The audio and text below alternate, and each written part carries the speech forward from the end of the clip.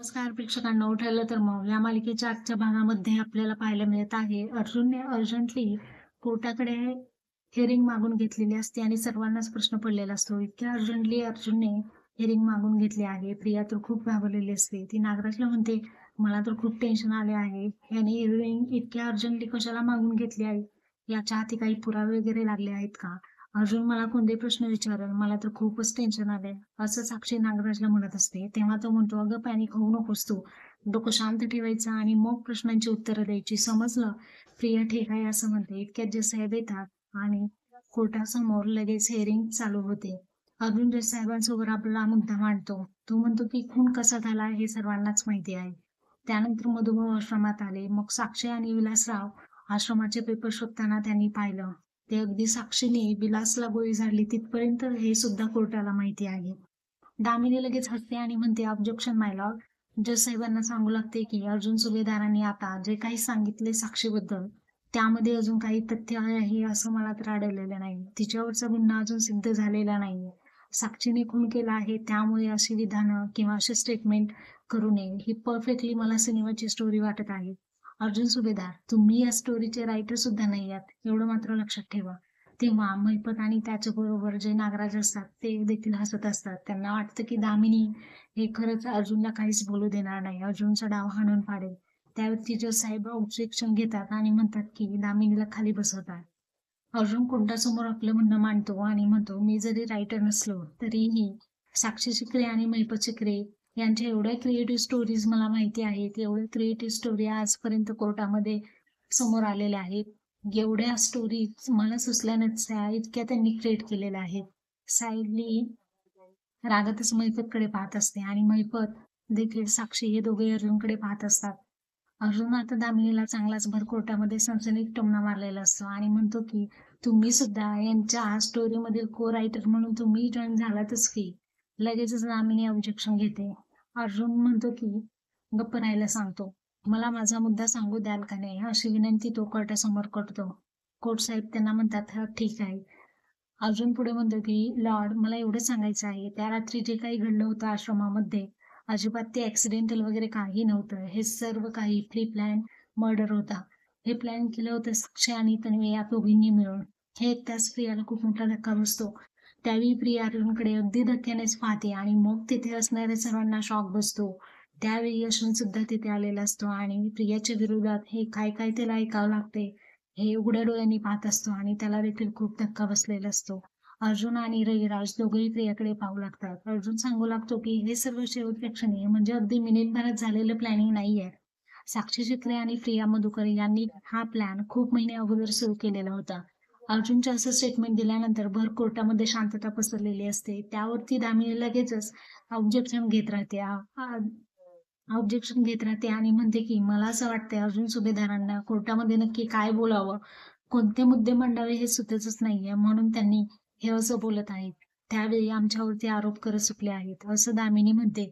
माझी असेल मी साक्षी, हिच्यावरचे सगळे आरोप मी ऑलरेडी खोडून काढले आहेत आणि तन्वी उर्फ प्रिया ही फक्त या केसमध्ये लाईव्ह विटनेस आहेत आणि दोघींनी मिळून हे प्लॅनिंग केले वगैरे हा प्रश्नच येतो कुठे. त्यावेळी जज साहेब लगेच म्हणतात की दामिनीला खाली बसावं लागतं आणि बसता बसता म्हणते की माझ्या आशिलाला दोषी ठरवण्यापेक्षा अर्जुन सुभेदार यांनी स्वतःच्या आशिलाला निर्दोष कसं ठरवता येईल ना याकडे लक्ष द्यायला हवं. अर्जुन सुभेदार अजून ते काही करत नाहीयेत. अर्जुन सुभेदार म्हणतो, मी त्याच मुद्द्याकडे आता येणार आहे आणि मिस दामिनी देशमुख. अर्जुन म्हणतो, या कोर्टामध्ये ना केसबद्दल बरंच काही बोललं गेलं आहे. या केसचे अनेक पैलू कोर्टासमोर आलेले आहेत, परंतु एक पैलू असा आहे जो कोर्टासमोर आतापर्यंत कधीही आलेला नाहीये आणि तो पैलू मी मांडू इच्छितो, तो म्हणजे जीवाभावाची मैत्री.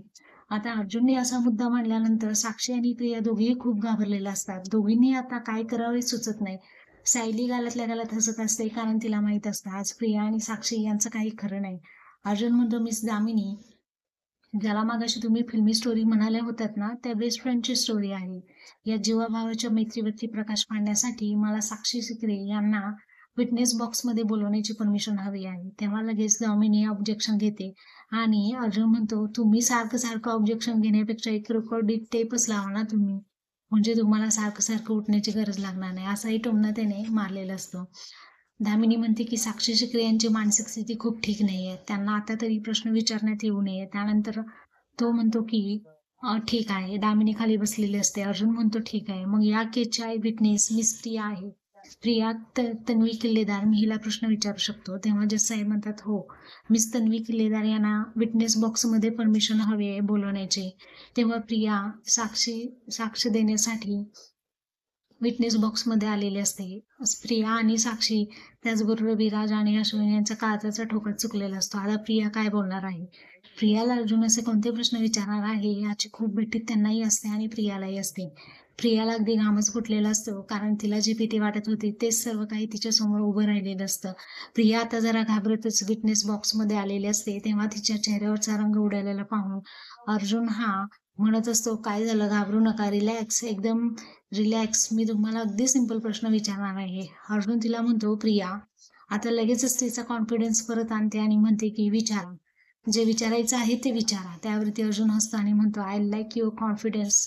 अर्जुन आता हिला पहिला प्रश्न विचारतो, विलासच्या खुना अगोदर तुमच्या दोघींची मैत्री होती का? निदान तुम्ही दोघी कॉन्टॅक्टमध्ये तरी होतात का? त्यावेळी प्रिया सरळभर कोर्टात खोटं बोलते आणि म्हणते, नाही नाही, आमची मैत्री वगैरे काहीच नव्हती. साक्षी एकदा आश्रम विकत घ्यायला आमच्या आश्रमामध्ये आली होती. त्यानंतर डिरेक्टली ती कोर्टातच भेटली मला. त्यामध्ये आमचं खरंच काही कॉन्टॅक्ट सुद्धा नव्हतं. अर्जुन विचारतो, खरं नव्हतं ना? त्यावेळी प्रिया म्हणते, हो नाही, आमचं कॉन्टॅक्ट नव्हतं. अर्जुन लगेचच म्हणतो, point to be noted my Lord. कारण प्रिया आता सध्या काय म्हणाली की माझ्या आणि साक्षीची मैत्री नव्हती. तेव्हा लगेचच जज साहेब पॉइंट नोट करून घेतात. अर्जुनला काय सिद्ध करायचं आहे हे कोणालाही समजलेलं नसतं. अर्जुन आपलं पहिला आरोप त्याने केलेला असतो. जज साहेबांना सांगतो की मला एक फुटेज दाखवायची परमिशन हवी आहे इथे. तेव्हा तो फुटेज दाखवतो आणि साक्षीला प्रश्न पडतो, डोळे गरगर फिरू लागतात, म्हणजे नक्की काय दाखवणार आहे. त्यानंतर परमिशन देतात. अर्जुनने ते फुटेज पेनड्राईव्ह लगेच समोर दिलेलं असतं. प्रिया आणि साक्षी यांना प्रश्न पडलेला असतो, कोणतं फुटेज आहे.